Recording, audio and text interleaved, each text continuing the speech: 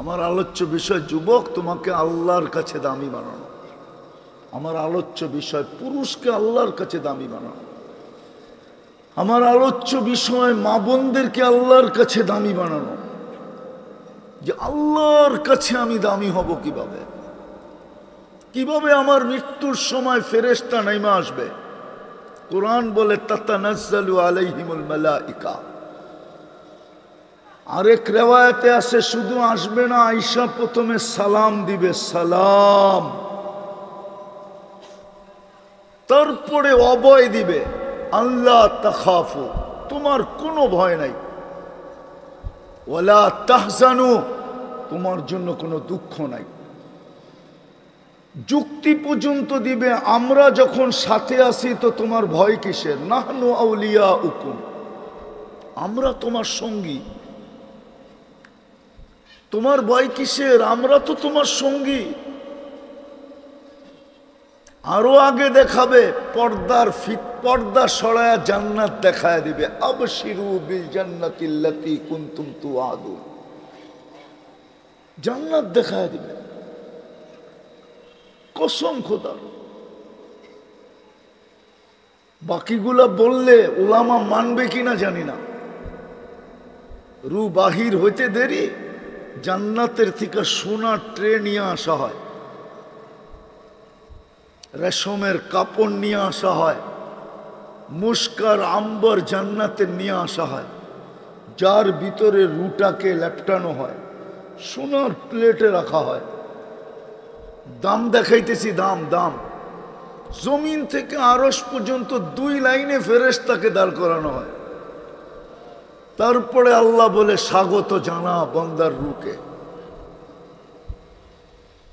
প্রত্যেক ফেরেশতার হাতের উপর দিয়ে যেতে থাকে, আর প্রত্যেক ফেরেশতা স্লোগান দিতে থাকে, মারহাবাম বিক, মারহাবা, সুসংবাদ তোমার জন্য, সুস্বাগত,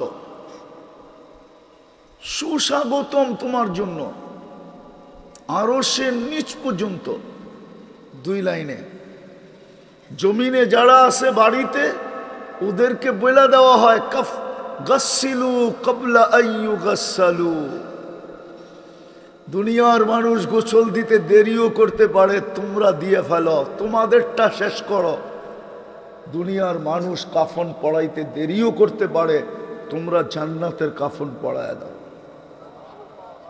দুনিয়ার মানুষ জানাজা পড়াইতে দেরিও করতে পারে, আত্মীয় স্বজন আসবে তারপরে পড়বে, সল্লু ক্বাবলা আইয়ু সল্লু, তোমরা আগে জানাজার নামাজ পড়া ফেলো।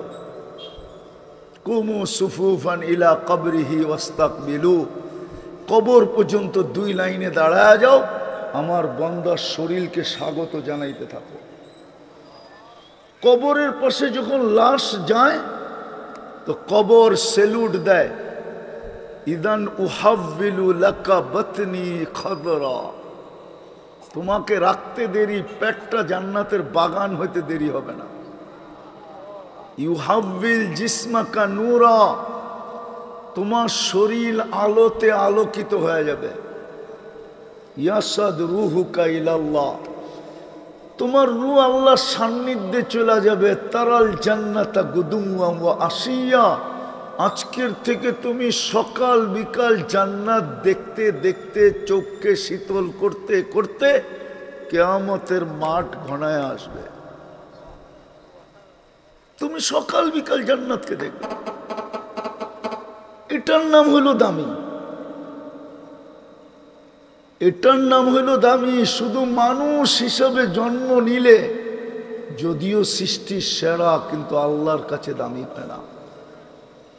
যত উচ্চ বংশেরই হোক আল্লাহর কাছে দামি হয় না, যত উচ্চ সোসাইটিরই হোক আল্লাহর কাছে দামি হয় না। হ্যাঁ, আল্লাহর কাছে দামি কি দিয়া হয়? আর দামি আল্লাহর কাছে বানানো উচিত, কেননা আমরা যাত্রী, চলে যাব ওনার কাছে। উনি এটাই দেখবে কতটুক দামি হয়ে আসলো। যদি দামি না হয়ে আসলো তাইলে কিন্তু হিসাব দিতে হবে। আর দামি যদি হয়ে আসলো তাইলে হইতে পারে, বিশ্বাস আশা করি হাদিসের আলোকে, এই উম্মতের হিসাব কিতাব দিতে হবে না, নাইলে কোরআন এই শব্দ বলতো না, ওয়া আম্মা মান উতিয়া কিতাবাহু বিয়ামিনি। আমলনামা ডাইনাতে এমনি চলে আসবে। আর আসবে না কেন? আল্লাহ প্রথমে আর মুহাম্মদুর রাসূলুল্লাহ শেষে। এটাই তো আল্লাহ রসুল বলছিলেন যে আনতা রব্বুল করিম আনা নবিয়্যুর রহিম কাইফা তুদাইয়ু হাদিল উম্মাহ বাইনাল করিম ওয়ার রহিম। শুরুতে আপনি, শেষে আমি, উম্মত জান্নাতে জাহান্নামে চলে যাবে, এটা আমি আমার মনকে বুঝাইতে পারবো না। তাইলে আপনি শুরুতে আমি, শেষে থেকে লাভটা কি? যেমন এক জায়গায় আল্লাহ রসুল বলছিলেন, আল্লাহ প্রথম কোরআনে ঘোষণা দিছেন আপনার উম্মত এক নেকি করবে, আমরা 10 লিখব। সুবহানাল্লাহ দিয়ে আসতে হয়ে গেল। এক নেকি করবে, আমরা কয় নেকি লিখব? আমরা কয় নেকি লিখব? কোন উম্মতকে আল্লাহ 10 দেন নাই, একের বদলা 1 দিছেন। আমাদের শুরু 10। তা আল্লাহ রসুল শুনা বলছেন, মুহাম্মদুর রাসূলুল্লাহ শুনা বলছেন মাত্র 10। তাহলে আমি আপনার বন্ধু হয়ে লাভ হইল কি? আর এরা আমার উম্মত হয়ে লাভ হইল কি? তা আল্লাহ বলে 100। 101 করবে, 100 লিখব। মুহাম্মদুর রাসূলুল্লাহ আবার ওই কথা বলছেন, মাত্র 100। তাহলে আমি আপনার বন্ধু হয়ে লাভ কি? আর এরা আমার উম্মত হয়ে লাভ কি? মাত্র 100 দিবেন। তা আল্লাহ বলে 700। আবার ওই প্রশ্ন, এরা আমার উম্মত হয়ে লাভ কি? আমি আপনার বন্ধু হয়ে লাভ কি? তা আল্লাহ বুঝা ফেলছেন বন্ধুকে সংখ্যা বললে শুধু মাত্রই বলতে থাকবে। তা আল্লাহ এক ঠেলায় বইলা দিছেন বেগাইরে হিসাব,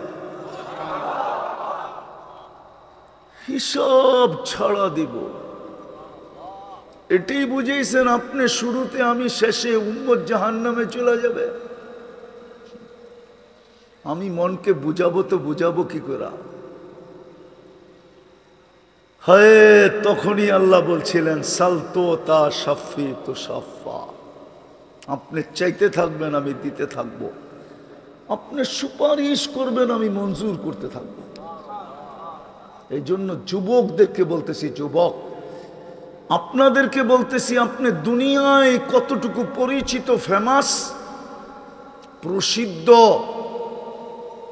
কতটুকু ব্যক্তিত্বের মালিক আমার বিষয় না। আমার বিষয় হলো আল্লাহর কাছে কতটুকু ব্যক্তিত্বের মালিক। তাইলেই কিন্তু ফেরেশতা নেমে আসবে। তাইলেই কিন্তু যতটুক শুনাইলাম অতটুক আরো শোনানো যায়। সকাল পর্যন্ত শুনাইলেও শেষ হবে না। কতটুকু ব্যক্তিত্ব দিবে, এতটুকুই যথেষ্ট বুঝের মানুষের জন্য যে আমাকে নিতে ফেরেশতা চলে আসবে।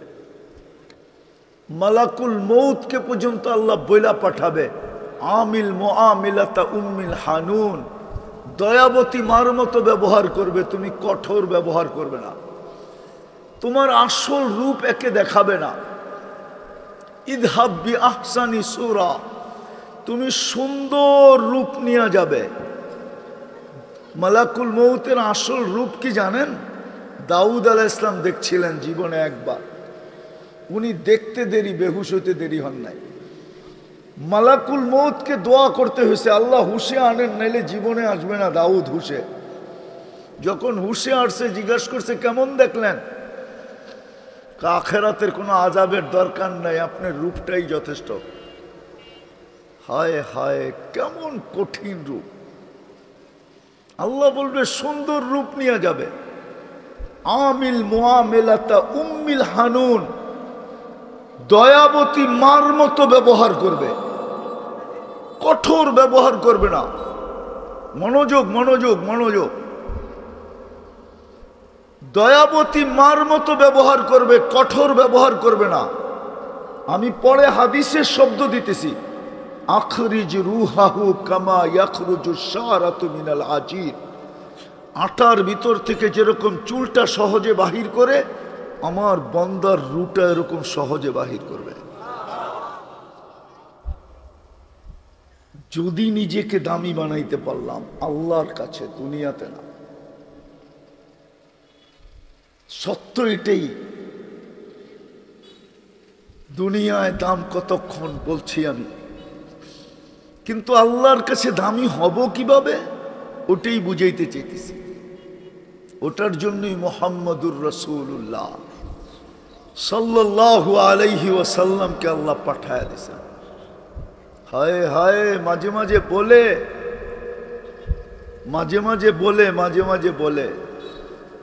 মাঝে মাঝে আমাদের সমাজে প্রচলন আছে, আপনার মানুষ তো আপনি সঙ্গে করে নিয়ে আইসেন। বলে না না নাই, এই প্রচলন আমাদের দেশে নাই। আপনার মানুষ তো আপনি সঙ্গে করে নিয়ে আইসেন। আবার বলে আপনার জিনিস তো আপনি সাজায় নিয়ে আইসেন। আল্লাহ মুহাম্মদুর রাসূলুল্লাহকে এই জন্য পাঠাইছেন যে আপনার উম্মত আপনি সাজায় নিয়ে আসেন। এই জন্যই আসছিলেন।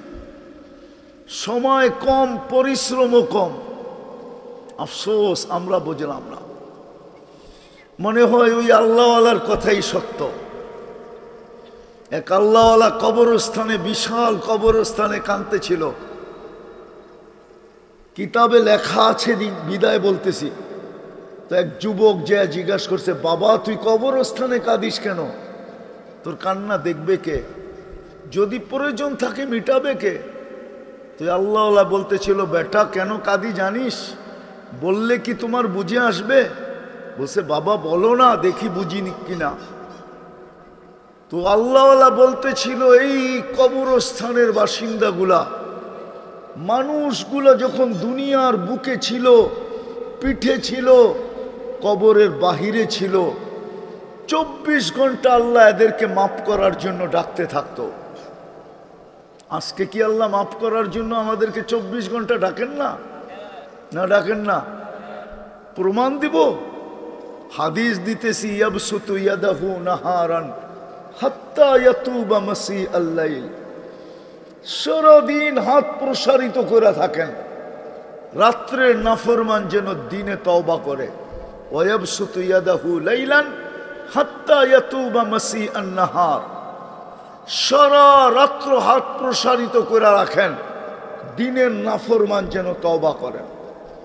আর এই উম্মতের জন্য তো আরেকটু আগে, রাতের এক পর্বে নিজে প্রথম আকাশে চলে আসেন। দুনিয়ালার আসামিকে তালাশ করতে থাকে ধরার জন্য, হ্যান্ডকাপ পরানোর জন্য, বেড়ি পরানোর জন্য, ডান্ডা বেড়ি পরানোর জন্য, জেল জরিমানার জন্য, ফাঁসির কাস্টে ঝুলানোর জন্য। আল্লাহটা বিলকুল বিপরীত এই উম্মতের সাথে।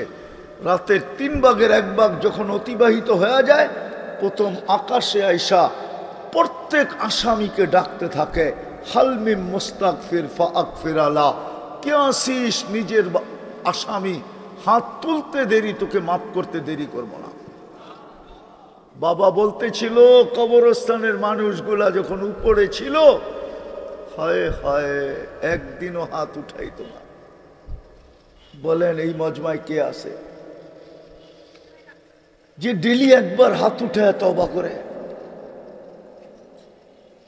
রাগ হয়ে গেলেন? এক যুবক বলুক যে আমি ডেলি যা করি আর না করি, এটা আমারও বিষয় না যুবক কি করে না করে। কারণ আল্লাহ আমাদেরকে দারোগা বানায় পাঠান নাই। লাস্তা আলাইহিম বিমুসাইতির। আল্লাহ দারোগা বানায় পাঠান নাই যে আমি যুবকের খবর নিব সারাদিন কি করে। হ্যাঁ, কিন্তু আমার মন চায় ওর পাও ধরে এটা অভ্যস্ত করাইতে। আমি পায়ে ধরলে যদি যুবক অভ্যস্ত হইতো যে 24 ঘন্টা একবার হাত উঠায় মাপ চাইতো, আল্লাহ আমাকে মাফ করা দেন, তাইলে মনে হয় আমার পায়ে ধরা সার্থকময় হতো। একজনও তো এই মজমায় নাই, 24 ঘন্টা তো ডাকতে থাকেন। তো বাবা বলতেছিল, যখন উপরে ছিল ডাকতেন, কেউ সাড়া দিত না। এখন চোখে দেখতেছি সবাই কবরের ভিতরে মাপ চাইতেছে, কিন্তু বৎসরের পর বৎসর একবারও আল্লাহ তাকায়া দেখেন না, শুনেন কোনো উত্তর দেন না। অথচ হাদিস মনে উঠলো বলতেছি, বুলে সামাদ বইলা ফেলছে, বুলে মূর্তির সামনে বসা সনম সনম করতেছিল। আমাদের সমাজেও কিছু লোক আছে দেখবেন হাতের ভিতরে একটা থৈলি বাঁধা, কাপড়ের একটা, দেখেন না? দেখেন, ওরা জানি কি সারাদিন জপতে থাকে ওটার ভিতরে তসবিহ নিয়া। তো সারা 250 বৎসর মূর্তির সামনে বসে সনম সনম ডাকতেছিল, শুধু একবার ভুলে বলছে সামাদ। আল্লাহর সাথে সাথে জবাব দিছে, শোনায়া, মনে মনে না, লুকায়া না। সমগ্র সৃষ্টি শুনছে, আল্লাহ এরকম ভাবে জবাব দিছে, লাব্বাইক ইয়া আবদি, বান্দা আমি উপস্থিত, বান্দা আমি উপস্থিত। সৃষ্টি প্রশ্ন করছে আল্লাহকে, এখনো তো মূর্তির সামনে বসা, জবাব দিলেন কেন? তা আল্লাহ দুটা উত্তর দিছে, যে অপেক্ষায় ছিলাম, ভুলে হইলো একবার আমাকে ডাকো। কি যুবকরা তো আবার চেতা যাব, ওরা তো মেসেজ লেখা পাঠায়, জীবনে একবার হইলো আমার একটু লেখা দাও I.U, যাতে বন্ধুদেরকে দেখায় আমি একটু, নাইলে তো বন্ধুরা বলবে প্রত্যেকবারই তো স্যাক্কাস খালি। কে কইছে তোরে ফুল কিনতে? কে বলছে তোরে হোটেলে নিয়ে যেতে? কে বলছে তোরে পার্সেল দিতে? ঠিক না? বাপ তো এরকম দেখাইলি যে কলিজা পর্যন্ত বুনা করে দিয়া দিবি, এইবার তোরে লেখা দিবই দিব I.U। এইবারও তো তোরে বাড়িতে যায় জুতা পাঠায় দিছে। তো মেসেজ লেখা পাঠাইছে কি, বুয়া হইল একবার আমারে লেখা দাও I.U। আল্লাহ বলে অপেক্ষায় ছিলাম, ভুলে হইল একবার আমাকে ডাকো। দ্বিতীয় জবাব দিছেন, ও সাড়া দেয় না, আমিও যদি সাড়া না দেই তাহলে ওর আর আমার পার্থক্য কি?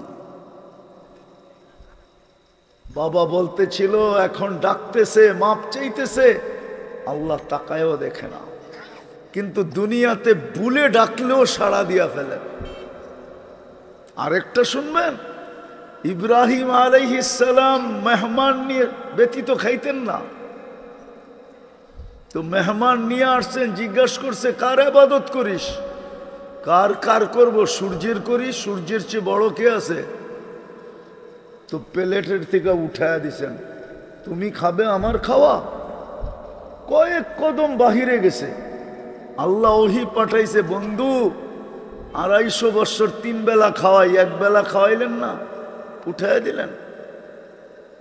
বাস ইব্রাহিম আলাইহিস সালাম দে দৌড়, পিছে যায় বলছে চল ভাই খাইতে চল। এত বড় নির্লজ্জ না, প্লেট থেকে উঠায়া দিছো, আবার যাব তোমার প্লেটে। দ্বিতীয়টা আরো মজার, বলছে শোনো, আমিও জানি তুমি আমার পিছে দৌড়ানোর লোক না, আর আমিও নির্লজ্জ না তোমার প্লেটে যাওয়ার লোক না, মধ্যখানে ঘটছে কি এটা বলো।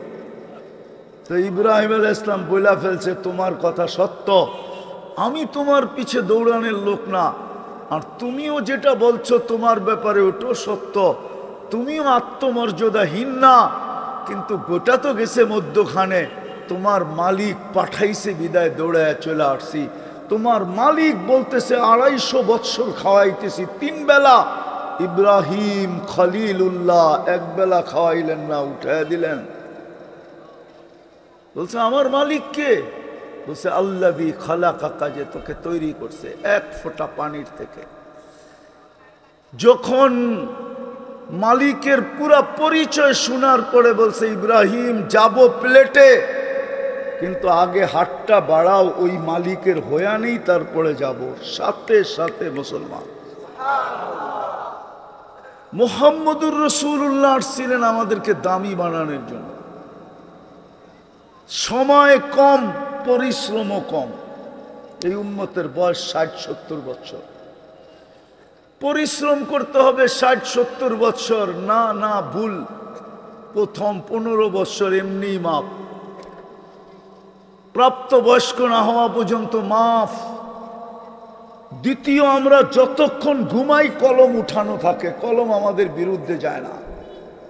হুজুরে জিজ্ঞাসা করেন, স্বপ্নের ভিতরে কুঠি তালাক দিলেও একটাও হবে কিনা? হবে না হুজুর? 100 যদি মার্ডার করে তাইলেও হবে না। স্বপ্নের ভিতরে যতক্ষণ ঘুমাই কলম উঠানো থাকে, আমাদের বিরুদ্ধে যায় না।